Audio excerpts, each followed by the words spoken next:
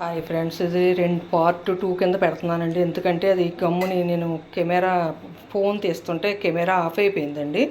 అందుకనేసి ఇంకో రెడీ అయిపోయిందండి. ఇది పార్ట్ మళ్ళీ అది లాస్ట్లో చూపించకపోతే అర్థం కాదు కదండి.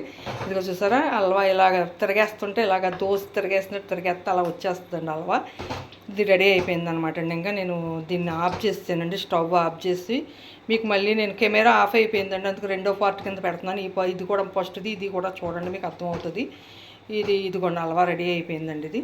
ఇప్పుడు దీన్ని ఏం చేస్తానండి, ఇది చూసారా ఎంత చక్కగా వచ్చిందండి. ఇలా నున్నగా అలాగ మనకి ఇలా చూడండి, అది అలా బాగా సాఫీగా చేస్తే ఇలాగా మనం ఇది కట్ చేసుకోవచ్చండి, లేకపోతే ఇలా గిన్నెలో వేసుకుని అలా చూసుకోవచ్చండి. రెడీ అయిపోయిందండి, ఇంకా ఆపేసానండి. ఇది చాలా బాగుంటుందండి, ఒకసారి ట్రై చేయండి ఫ్రెండ్స్. రెడీ అయితే అయిపోయిందండి. ఈ కంటెన్సెంట్ చూపించడానికి మీకు ఇదిగోండి, ఇది రెడీ అయిపోయి ఇలా మూకుడికి పట్టకుండా అలాగా వచ్చేస్తుంది అనమాట అండి. అది చూసారండి ఎంత చక్కగా తయారైందో, కలర్ఫుల్గా ఉంటుందండి, చాలా బాగుంటుందండి. ఒకసారి ట్రై చేయండి మీరు కూడా. నచ్చితే ఒక లైక్ చేయండి ప్లీజ్, ఎందుకంటే ఇది చాలా బాగుంటుంది. ఒకసారి ట్రై చేయండి. ఇదిగో చూసారా, ఇంచుమించుగా నాకు 1 కేజీ పైనే వచ్చిందండి. ఇది వెయిట్కి అయితే నేను 1 కేజీ పైనే వచ్చిందండి. ఈ గిన్నెలో గార్నిష్ చేసి చూపిస్తున్నానండి.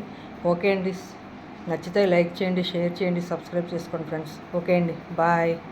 ఈ రెండో పార్ట్ కూడా చూడండి తప్పకుండాను. ఫస్ట్ ఇది ఉందండి, అది చూసిన తర్వాత ఇది చూడండి.